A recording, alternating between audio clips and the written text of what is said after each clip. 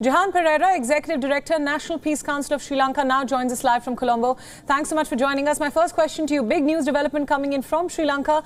The island nation has finally gotten its new president. Ranil Wickremesinghe is taking over. Tell us what you make of this.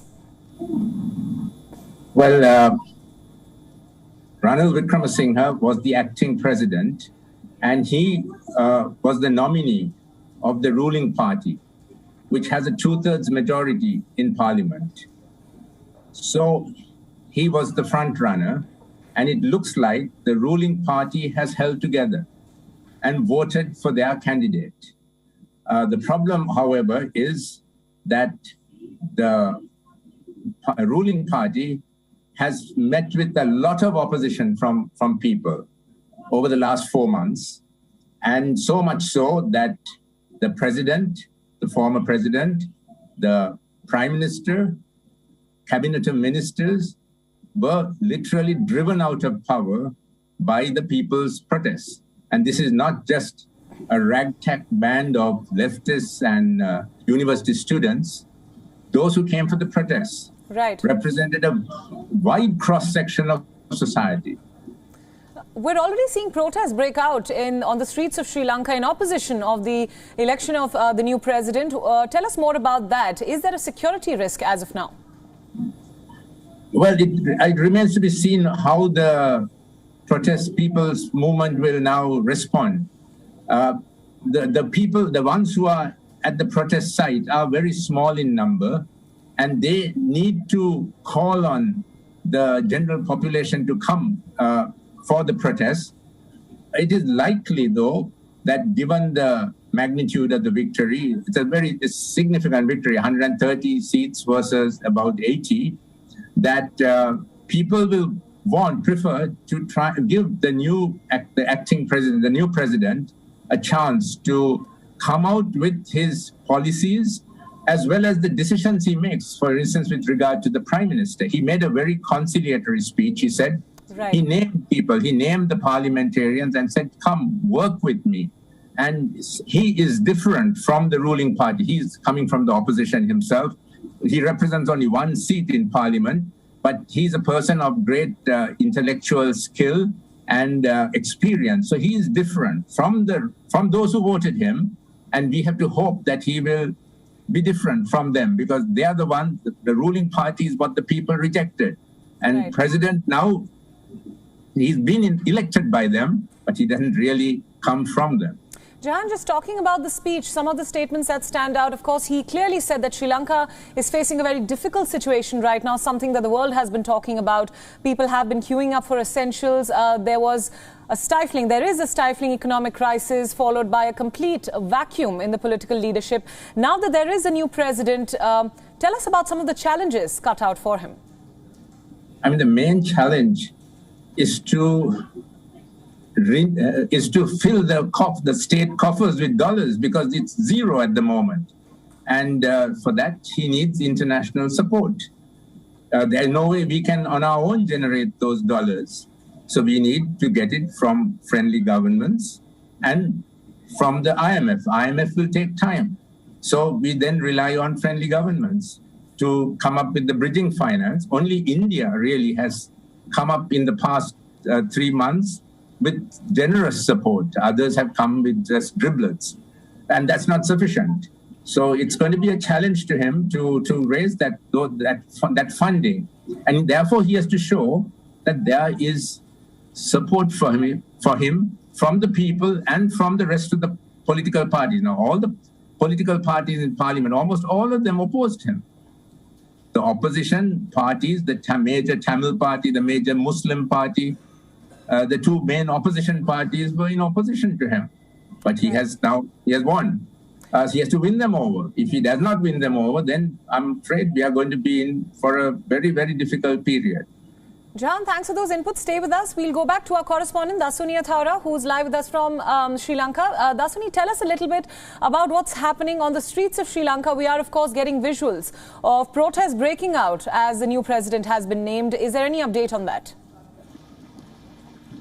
Well, yes, Priyanka, just moments ago, we did receive these reports that protests are breaking out here in Colombo, which is in central Colombo. I am currently outside the parliament premises, which, like I mentioned earlier, is an extremely high security zone. And things here appear to be quite calm for now, provided that it's only the security personnel and the media that is allowed to enter into these roads and premises. However, the situation in central Colombo is a little different, because we did see these reports of these protests now voicing their dissent against Ranil Wickremesinghe the second they got to know that he is now the executive president of Sri Lanka. We also did know that a faction of these protesters are of the view that President Ranil Wickremesinghe is also not the solution that they are looking for. And they feel that Ranil Wickremesinghe is also partly to blame for Sri Lanka's current crisis right now, as he himself was the Prime Minister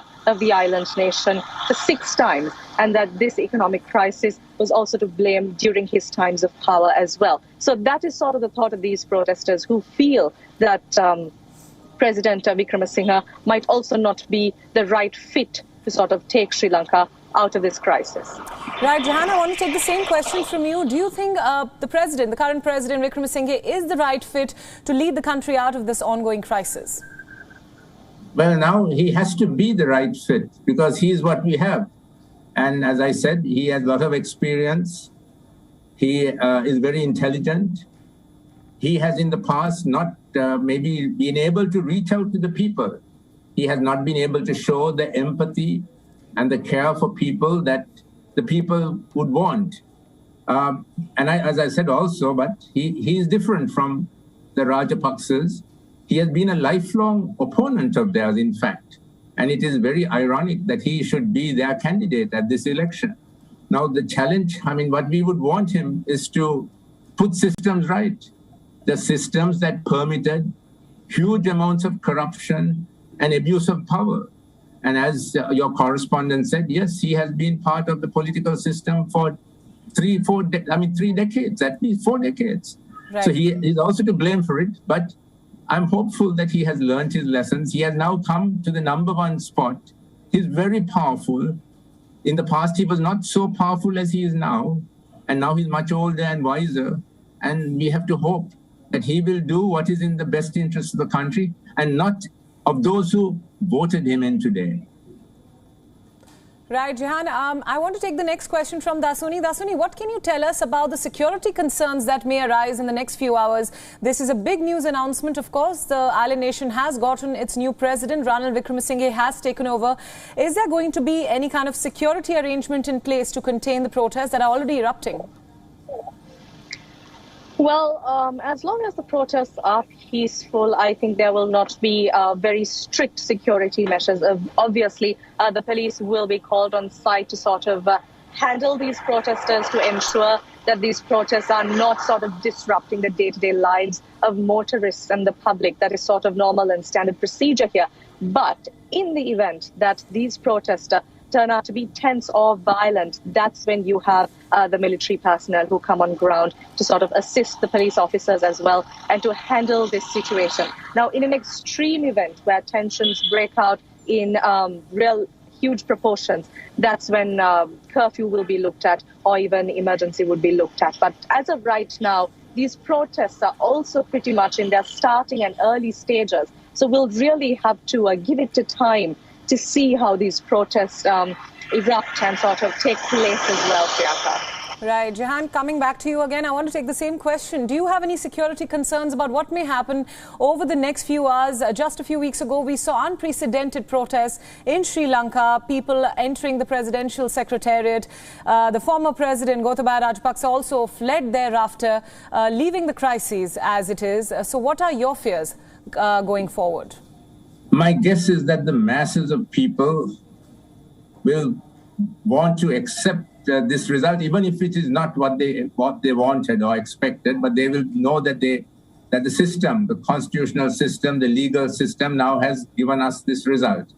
And they will probably they will want to give some time to the new president to make his decisions, to select his prime minister, to select his cabinet, we know what we have been asking for. We have been asking for a small cabinet, a small multi-party cabinet to address the immediate issues and also to move towards elections in the next 6 months to 12 months.